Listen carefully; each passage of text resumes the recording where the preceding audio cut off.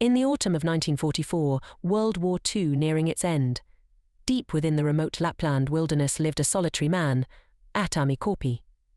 Once a fierce Finnish commando, he now lived simply, accompanied only by his horse and dog. Each day he searched for gold in the quiet rivers away from everyone.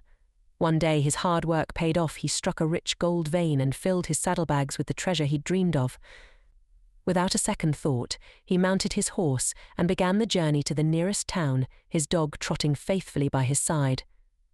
On the road, he encountered a German platoon led by Obersturmführer Bruno Helldorf, a brutal SS officer who was laying waste to Finland as his troops retreated north. Bruno took little interest in the old prospector, dismissing Atami as just another harmless civilian.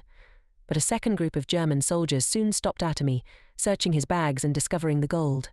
Their greed flared, and they prepared to kill him and take the treasure for themselves. What they didn't realize, however, was that Atami was no ordinary prospector. Within moments, he turned the tables and eliminated them all, leaving no witnesses.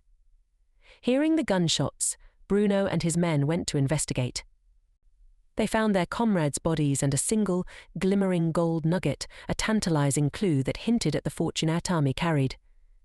Intrigued and enraged, Bruno ordered his men to hunt him down. Atami, aware of the danger, pressed on through the rugged terrain, reaching the edge of an old minefield. His horse, however, stepped on a buried mine, killing the animal instantly. Gutted but resolute, Atami gathered up his gold and then detonated another mine to create a smokescreen. Bruno soon discovered Atami's true identity. He was once a legendary commando, feared for his brutal efficiency and rumored to be unkillable.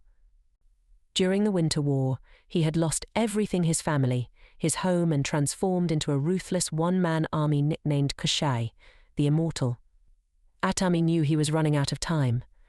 When he heard the baying of German dogs behind him, he punctured the fuel tank of a German vehicle and soaked himself in gasoline to mask his scent. As the soldiers stopped to investigate the leak, Atami set himself alight to ward off the dogs and then doused the flames by diving into a lake.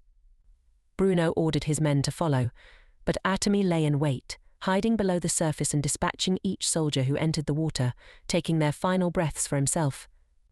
With dawn approaching, he emerged, exhausted yet undeterred. But his dog had been captured by Bruno. Atami took refuge in a deserted petrol station, but Bruno soon found him. Using the dog as bait, Bruno tied a lit stick of dynamite to the animal's collar, sending it toward Atami. With seconds to spare, Atami disarmed the explosive and saved his loyal companion, only to be stunned by the blast. Bruno's men took their chance, capturing Atami, stringing him up from the petrol station sign, and stealing his gold. Certain he was dead, Bruno and his men moved on, satisfied they'd finally defeated the Immortal. But Atami was far from finished.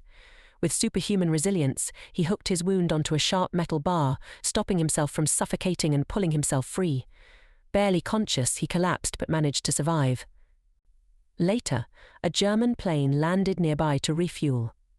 The pilot's engineer noticed Atami dangling from the sign and tried to finish the job, but Atami fought back, overpowering the engineer and taking control of the plane. Forcing the pilot to fly toward Bruno's convoy, Atami braced for a final confrontation. Bruno is still desperate to escape with the gold, but Atami had already closed in. He ambushed a truck carrying several Finnish women prisoners, killed the guards, and armed the captives. The women joined Atami's assault on Bruno's men. Atami climbed onto Bruno's tank, pulled out his subordinate Wolf, and left him to face the wrath of the liberated women. Desperate to escape, Bruno tried to take off in the last remaining plane, hoping to flee with the gold. Atami, however, had other plans. He climbed onto the plane as it took off, tearing into the cockpit and engaging Bruno in a brutal hand-to-hand fight. Bruno was tied to the live explosive, was ripped from the plane and fell to a fiery death below. The pilot, fatally injured, lost control, and the plane crashed into a swamp. Covered in mud and blood, Atami survived. He staggered out of the wreckage and was greeted by his faithful dog. At last, Atami reached a small bank in the city. Covered in mud and scars, he dropped his heavy bag of gold nuggets onto the counter. After all he had endured, Atomy had left behind the weight of his past, carrying only the scars and lessons of his remarkable journey toward a new life.